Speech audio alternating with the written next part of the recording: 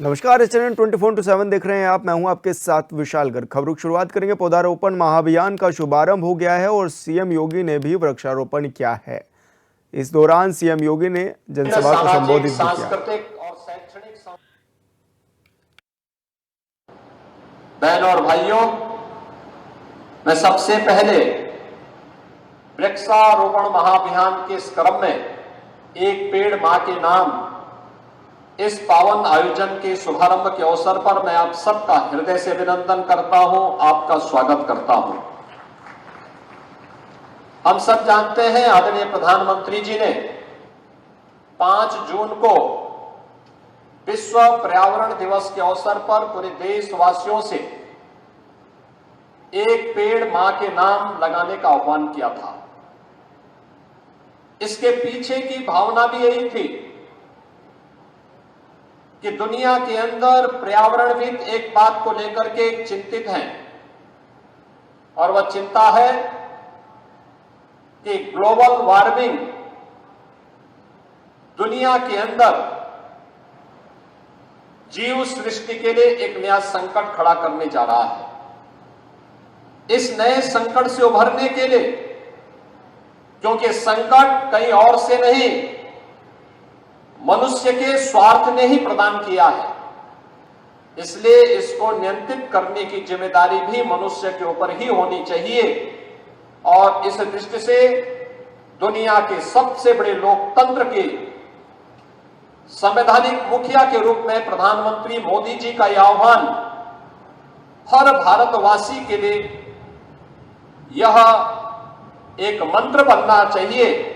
इस अभिलाषा से हम लोगों ने प्रदेश में इस पवित्र अभियान को अपने हाथों में लिया और मुझे प्रसन्नता है कहने में कि 5 जून के बाद से लगातार प्रदेश में वृक्षारोपण महाअभियान के साथ एक पेड़ मां के नाम लगाने का यह गौरव उत्तर प्रदेश के लगभग हर परिवार को प्राप्त होने जा रहा है। एक ही दिन में इस पवित्र अभियान के तहत उत्तर प्रदेश के अंदर कुल आबादी अगर 25 करोड़ की आप माने तो इसमें आधी आबादी के हिसाब से आप जोड़े तो लगभग 3 पेड़ हर मातृशक्ति के नाम पर आज प्रदेश के अंदर लगने जा रहे हैं। एक ही दिन में लगने जा रहे हैं, जब हम 36 करोड़ 50 लाख वृक्षारोपण के इस रिकॉर्ड को तोड़ने जा रहे हैं। और मैं अब तक के आंकड़े आपको बता रहा हूं कि अब तक लगभग 12 करोड़ वृक्षारोपण के कार्यक्रम को हम संपन्न कर चुके हैं। आज के दिन पे सुबह से जो कार्यक्रम प्रारंभ हुआ है, 12 करोड़ पेड़ अब तक हर जगह रोपे जा चुके हैं। एक पेड़ मां के नाम, लेकिन इस पेड़ को लगाना भी है, बचाना भी है और फिर इसके माध्यम से अपने पर्यावरण को संरक्षित करने के कार्यक्रम के साथ भी हमें जुड़ना है। और इसीलिए हम लोगों ने कहा है कि एक पेड़ मां के नाम, पेड़ लगाओ, पर्यावरण बचाओ। पर्यावरण रहेगा तो आपने देखा होगा गत वर्ष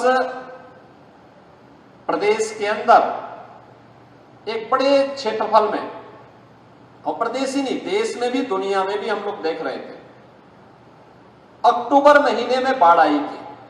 बाढ़ का समय अगस्त और मध्य सितंबर के अंदर अक्सर रहता है, लेकिन गत वर्ष अक्टूबर के अंत में बाढ़ आई थी। बहनों और भाइयों, जुलाई प्रथम सप्ताह में कभी बाढ़ नहीं आई थी। पहली बार जुलाई प्रथम सप्ताह में भी बाढ़ की विभीषिका को हम सब कुछ झेलने के लिए मजबूर हुआ था। 24 जनपद अकेले उत्तर प्रदेश में 20 लाख से अधिक की आबादी नेपाल और उत्तराखंड में आई अतिवृष्टि के कारण बाढ़ की चपेट में आए। ये ग्लोबल वार्मिंग के ही दुष्प्रभाव हैं और मुझे लगता है कि इस बार का मई और जून का महीना लोगों को एक लंबे समय तक स्मरण रहेगा।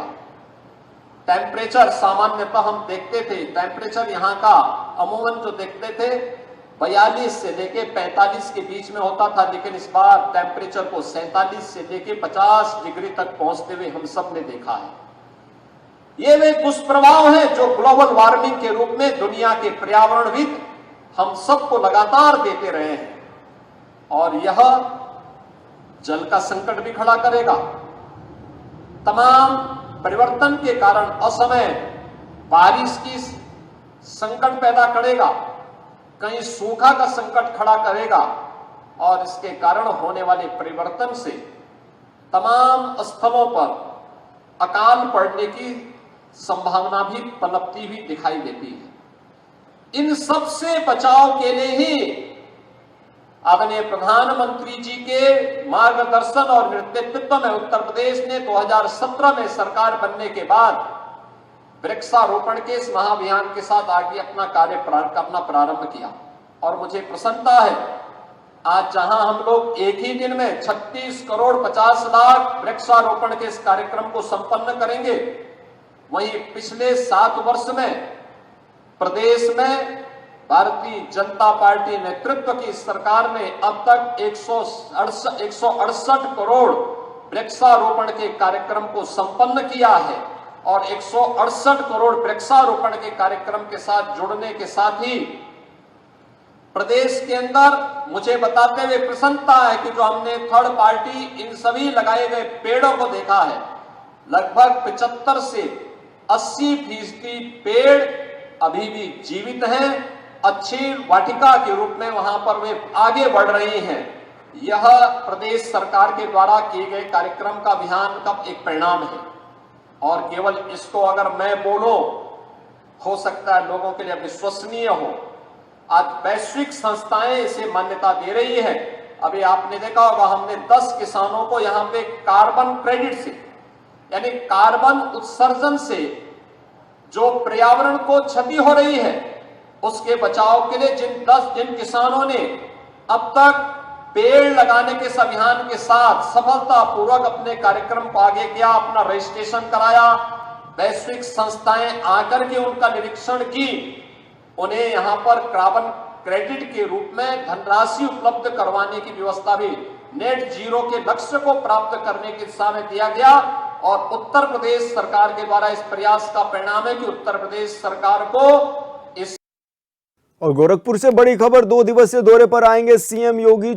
शाम 4 बजे पहुंचेंगे शहीद अशफाक उल्लाह खां प्राणी उद्यान। सीएम की मौजूदगी में चलाया जाएगा पौधारोपण महाअभियान। चिड़ियाघर में रोपे जाएंगे 1001 पौधे। कल सुबह गुरु पूर्णिमा को परंपरागत तरीके से मनाएंगे सीएम। दिग्विजयनाथ सभागार में आयोजित होगा कार्यक्रम।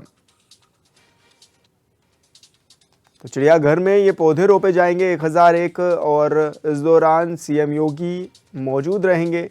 कल गुरु पूर्णिमा को परंपरागत तरीके से भी मनाएंगे सीएम योगी आदित्यनाथ, और दिग्विजयनाथ सभागार में इस कार्यक्रम का आयोजन भी किया जाएगा। 2 दिवसीय दौरे पर आएंगे सीएम योगी गोरखपुर में।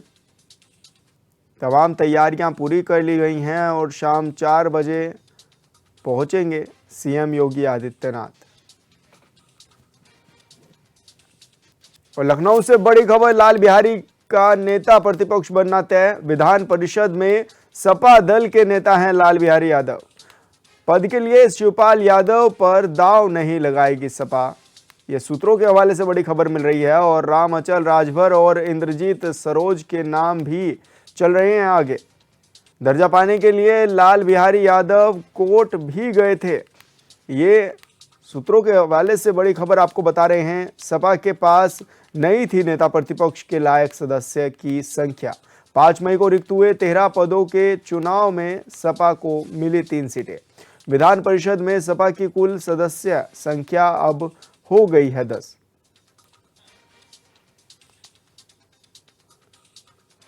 और रायबरेली से बड़ी खबर, चांदनी हत्याकांड मामले ने पकड़ा तूल। बछरावा के चुरुआ गांव पहुंचेगी सपा प्रतिनिधिमंडल। 22 जुलाई को गांव पहुंचेगा 10 सदस्य प्रतिनिधिमंडल। अखिलेश के निर्देश पर पीड़ित परिवार से मिलेगा प्रतिनिधिमंडल। तो बड़ी खबर आपको बता रहे हैं, जहां पर अखिलेश के निर्देश पर पीड़ित परिवार से प्रतिनिधि मंडल मिलने पहुंचेगा। चांदनी हत्याकांड मामले ने अब तूल पकड़ना शुरू कर दिया है।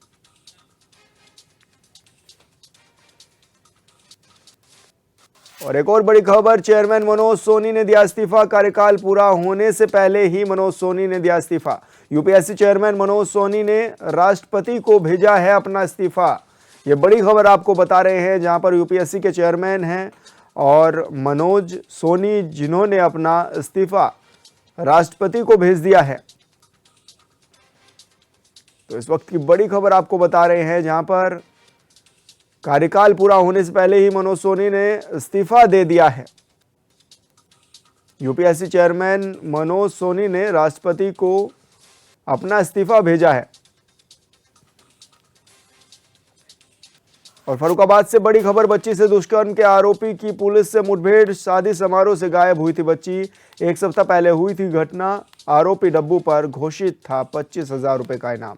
घटना के बाद आरोपी युवक हुआ था फरार। एसओजी टीम ने आरोपी युवक को पकड़ा। जवाबी फायरिंग में आरोपी डब्बू के पैर में लगी गोली। आरोपियों की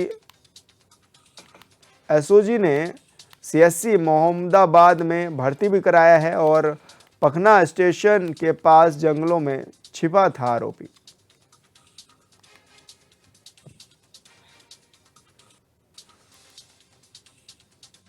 और उसने अपना जुर्म कबूल करते हुए बताया कि उसने एक छोटी बच्ची के साथ दुष्कर्म किया था, इसीलिए इसी डर से वह भागा हुआ था और उसने बचने के लिए फायर किया था।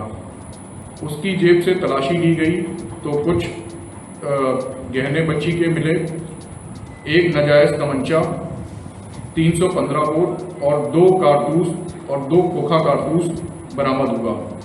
अभियुक्त को प्राथमिक उपचार हेतु सीएचसी मोहम्मदाबाद भेजा गया है। बाकी स्थिति मौके सामान्य है तथा लॉ एंड ऑर्डर की कोई समस्या नहीं है। कन्नौज पहुंचे बीजेपी सांसद रमेश अवस्थी ने कांवड़ यात्रा के दौरान ढाबे और होटल संचालकों का नाम लिखने के दिए फरमान पर प्रतिक्रिया दी है। रमेश अवस्थी ने कहा कि ये बहुत अच्छा निर्णय है, इससे कांवड़ियों की यात्रा को सुरक्षा मिलेगी और जो अराजकता फैलाना चाहते हैं वो पहले ही चिन्हित रहेंगे। सांसद ने कहा कि जो लोग इसका विरोध कर रहे हैं उनको इस वक्त इस बात की दिक्कत हो रही है। पहले कांवड़ यात्रा में सांप्रदायिक दंगे होते थे, अब वो नहीं हो पाएंगे। वहीं अखिलेश यादव के 100 लाओ सरकार बनाओ को लेकर उन्होंने कहा कि अखिलेश यादव की पीडीए की काट की डाढ़ी एक बार फिर से चढ़ गई है। अब वो भूल जाएं कि हांडी दोबारा चढ़ पाएगी।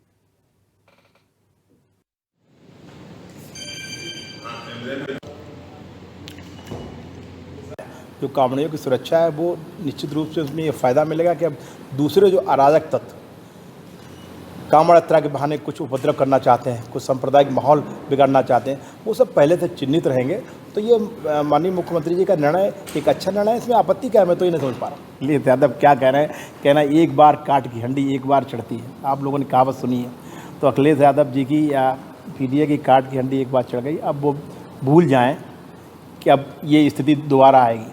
और कांग्रेस जो 99 के चक्कर में फंस गई है ना, उन्हें लगता है 99 हमने क्या प्राप्त कर लिया कि पता नहीं कितनी बड़ी जीत कर ली।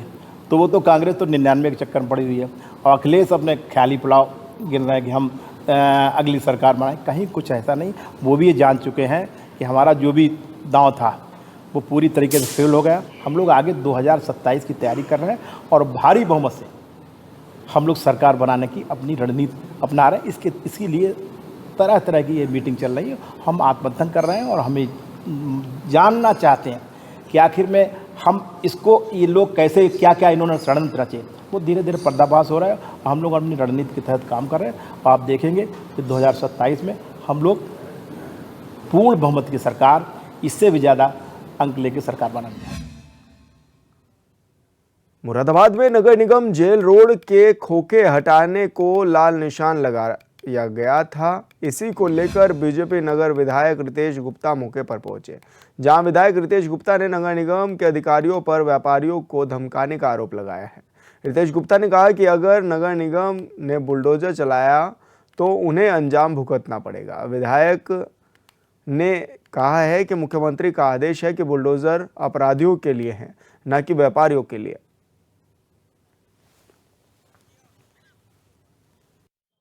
भुगतना खोके यहाँ पे 50 साल पुराने खोके हैं जिससे 80 परिवारों की आजीविका चल रही है। उन खोकों को हटाने के लिए नगर निगम के अधिकारी अजीत सिंह जो अपर नगर आयुक्त हैं वो आए, उन्होंने यहाँ पे आके व्यापारियों को धमकाया। उनको आज शाम को ही खोके खाली करने की धमकी दी। उन्होंने कहा कि यदि खोके खाली नहीं किए जाएंगे तो वो बुलडोजर चलाएंगे। मैं पहली बार नगर निगम के अधिकारियों को ये चेतावनी दे रहा हूँ कि खोकों को अगर बुलडोजर चलाने का प्रयास किया तो उसका अंजाम उन लोगों को भुगतना पड़ेगा। माननीय मुख्यमंत्री जी का आदेश है कि बुलडोजर अपराधियों के लिए बना है, ना कि गरीब जनता के लिए, ना और व्यापारियों के लिए। रायबरेली नगर पालिका परिषद में लगातार चल रहा विवाद अब जिलाधिकारी कार्यालय जा पहुंचा है, जहां उत्तर प्रदेशीय सफाई मजदूर संघ के नेतृत्व में कर्मचारियों ने जिलाधिकारी को ज्ञापन सौंपा, जिसमें उन्होंने बताया कि पालिका में कर्मचारियों के मूल पद पर काम न करने से लेकर वाल्मीकि और हेला समाज के कर्मचारियों में रोष व्याप्त है। इन कर्मचारियों का कहना है कि जब से इन्हें कार्यभार मिला है तब से कभी भी अपने मूल पद पर काम नहीं कराया गया है और मनमाने ढंग से वेतन लेते आ रहे हैं। इस वजह से अन्य कर्मचारियों पर अतिरिक्त कार्यभार है और पूरा शहर गंदगी से भरा हुआ है। कर्मचारी उनका संगठन है। ये रायबरेली नगर पालिका मामला ये था कि नगर पालिका परिषद रायबरेली में पिछले कई सालों से जो है 2007-8 में जो है ओबीसी 22 लाख की भर्ती हुई थी, जिसमें ओबीसी समाज के लोग, समान वर्ग के लोग और उनके साथ एससी समाज के जो है हमारे सफाई मजदूर की भर्ती हुई थी संविदा कर्मचारियों के पद पर, जिसपे ये नाला गैंग के नाम पे इनकी भर्ती हुई थी। मगर इसमें नगर पालिका रायबरेली के द्वारा जो 80 सफाई मजदूर हमारे कर्मचारी भर्ती हुए थे उनसे तो सफाई गंदगी के कराया जा रहा है, मगर जो नाला गैंग की सफाई में जो ओबीसी और समान वर्ग के लोग भर्ती हुए थे उन पदों पे, उनसे जो है नगर पालिका परिषद उनसे जो है नाला की सफाई, सीवर की सफाई, नाली की सफाई और नगर की झाड़ू में लगाने की सफाई, गंदगी को साफ करने का उनसे काम ना लेकर कि सीधे जो है एससी समाज के जो अनुसूचित जात समाज के हेला वाल्मीकि समाज के जो कर्मचारी हैं केवल इन्हीं से काम कराया जा रहा है। 2007-8 में 22 लाख कर्मचारियों की भर्ती हुई थी नाला गैंग पर। विभाग उनसे तो काम करा नहीं पा रहा है। हेला वाल्मीकि समाज के जो कर्मचारी काम कर रहे हैं बस उन्हीं पर और धौंस जताया जाता है विभाग द्वारा। सोशल मीडिया के माध्यम से हम लोगों को भी पता चला है कि माननीय नगर पालिका अध्यक्ष जी कर्मचारियों को सीवर लाइन में उतारने की कोशिश कर रहे हैं। तो हम उनसे ये भी पूछना चाहेंगे कि आप किस आधार पर इनको उतार रहे हैं, कौन सा शासनादेश है सरकार का कि कर्मचारियों को सीवर के अंदर उतार के काम किया जाए? तो क्या उनकी जिम्मेदारी, अगर उनके साथ कोई घटना घट गई उसकी जिम्मेदारी कौन लेगा? संभल में कांवड़ यात्रा को लेकर जिला प्रशासन तैयारियों में जुट गया है। शासन के निर्देश सबसे पहले रास्तों को ठीक कराया जाए, साथ ही क्षेत्र में सीसीटीवी कैमरे भी लगाए जा रहे हैं।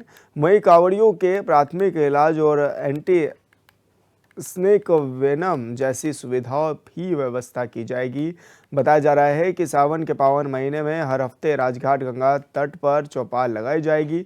वहीं तैयारियों का जायजा लेने के लिए डीएम भी पहुंचे हुए हैं, जहां परिसर में सफाई ना होने को लेकर उन्होंने गहरी नाराजगी भी जताई और मौके पर मौजूद अधिकारियों को जरूरी दिशा निर्देश भी दिए हैं।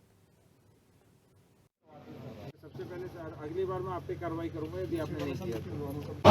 कांवड़ यात्रा पर शासन के निर्देशानुसार सभी जो मुख्य मार्ग है कांवड़ यात्रा की उनकी सफाई की जा रही है, उनकी मरम्मत की जा रही है। चाहे पीडब्ल्यूडी विभाग है, जिला पंचायत के यहाँ से होता है, मंडी सचिव के यहाँ से, आरईडी के यहाँ से, जो विभाग सड़क बनाता है। तीसरा, सभी जगह पे जो सीसीटीवी कैमरा है वो भी लगाए जा रहे हैं। जो खंबे हैं उनके ऊपर पन्नी लपेटी जा रही है ताकि किसी प्रकार का कोई करंट नहीं आए। जगह जगह पर कांवड़ यात्रियों की सुविधा के लिए शिविर भी बनाए जा रहे हैं और वहाँ पे जो एंटी स्नेक वेनम होती है उसकी सुविधा और जो प्राइमरी एड होता है उसकी सुविधा दी जा रही है। और इसी के परिप्रेक्ष्य में हमने क्योंकि राजघाट के ऊपर हमारे बहुत सारे कांवड़िए आते हैं और वहाँ से जो जल है वो भी लेते हैं, तो राजघाट के ऊपर हमने गंगा चौपाल शुरू की है। तो पूरे श्रावण मास में साप्ताहिक रूप से मैं स्वयं गंगा चौपाल में जाया करेंगे और राजघाट के आसपास की जितनी भी व्यवस्थाएं हैं उनको बहुत ही अच्छा करेंगे। बहराइच जिले की घाघरा नदी के बीच अपने खेती की रखवाली कर रहे 114 किसानों और उनके परिजनों का रेस्क्यू कर लिया गया है। बता दें कि देर शाम चौधरी चरण सिंह बैराज से घाघरा नदी में 2.5 लाख यूसेक पानी छोड़ा गया था, जिसकी वजह से अपने खेतों की रखवाली कर रहे किसान और उनके परिजन वहीं फंस गए थे। जिसकी सूचना मिलते ही एनडीआरएफ और एसएसबी की टीम स्थानीय नाविक के साथ मौके पर पहुंची और ऐसे में सकुशल सुरक्षित लोगों को रेस्क्यू कर लिया गया है।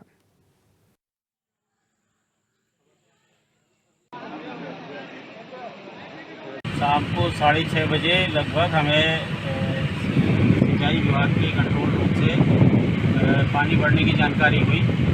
तत्काल हमने अपनी रेवेन्यू टीम को अलर्ट किया और तत्काल हमने कार्रवाई शुरू कर दी। एनडीआरएफ की टीम, एसएसबी की टीम और पीएससी की टीम बुलवा के हमने रेस्क्यू की कार्रवाई शुरू की। हमारे चैलवा ग्राम के जो लगभग 63 व्यक्ति थे उनको हमने कल रात ही सुरक्षित निकाल लिया था, लेकिन कुछ लोग हमारे फंसे रहे सारी रात। लगभग 50 से 55 लोग बीच में फंसे रहे, जिसको हमने रेस्क्यू किया। बाढ़ आएगी तो उसी में हम लोग रह गए। तो यहाँ चहलवा के रतवा में आप लोग गए थे, कितने लोग थे वहाँ पर काम करने? 300 आदमी भी। 300 आदमी? हाँ। तो कौन सा काम चल रहा था वहाँ? धान रोप रहे थे, किसानी अपना कर रहे थे। अच्छा, तो फिर सर प्रशासन के लोगों ने क्या इंतजाम किया? इंतजाम क्या बहुत इंतजाम नहीं कर पाए थे। रात भर हुए रहे, अब आ रहे हैं। नाव पहुँची वहाँ पर? नहीं पहुँची।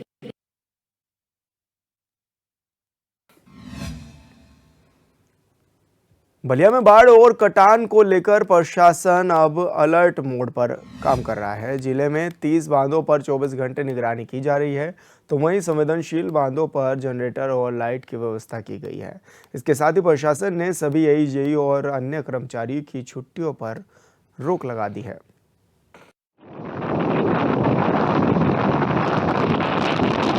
बलिया में कुल 30 बंदे हैं। 2 नदियां मेन सरजू और घाघरा हैं और यहाँ पे नदियों का जलस्तर अभी बढ़ा हुआ था। सरजू खतरे के ऊपर चल रही थी, जो वर्तमान में खतरे के नीचे हो गई हैं, और सरजू में पानी बढ़ने की वजह से फ्लड प्लेन जोन में कुछ जगहों पे कटान हो रही थी, लेकिन कटान अभी रुकी हुई है। वहाँ के लोग जो है अभी वर्तमान में वहाँ एडिट। बलिया में जो बाढ़ विभाग के जिम्मे काम है, जैसे आपने जनरेटर की बात की, सेंसिटिव पॉइंट पे स्टॉक मटेरियल, परियोजना का काम करा दिया गया है। वर्तमान में तटबंध पूरी तरह सुरक्षित है, किसी भी तरह की किसी भी तटबंध पे कोई खतरा नहीं है। और पिछले वर्षों की बात इस साल भी हम उम्मीद करते हैं कि बाढ़ से कोई आपदा नहीं आएगी। हरदोई के पाली थाने में तैनात दरोगा और हेड कांस्टेबल का रिश्वत लेते हुए एक वीडियो वायरल हो रहा है। वीडियो वायरल होने के बाद पुलिस महकमे में हड़कंप मच गया है। बताया जा रहा है कि दोनों ने जांच कार्रवाई के नाम पर 12,000 रुपये की रिश्वत मांगी थी। वहीं दोनों पुलिसकर्मियों पर एक्शन लेते हुए दोनों को गिरफ्तार कर लिया गया है और आगे की कार्रवाई भी शुरू कर दी गई है। जिंदगी बर्बाद कर, मैं तुमसे पैसा ले लूं तब काम करूं। थाना पाली हरदोई पर तैनात पुलिसकर्मियों द्वारा जांच और विवेचना के दौरान अनुचित लाभ प्राप्त करने के संबंध में वीडियो वायरल हुआ, जिसकी जांच मेरे द्वारा की गई। आवेदक नरेंद्र द्वारा दी गई तहरीर के आधार पर थाना पाली में तैनात हेड कांस्टेबल विश्वजीत सिंह व उपनिरीक्षक हृदय राम के विरुद्ध सुसंगत धाराओं में अभियोग पंजीकृत किया गया। थाना पाली पुलिस द्वारा हेड कांस्टेबल विश्वजीत सिंह को गिरफ्तार किया गया है। अग्रिम विधिक कार्रवाई की जा रही है। आरोपित दोनों पुलिसकर्मियों को पुलिस अधीक्षक महोदय द्वारा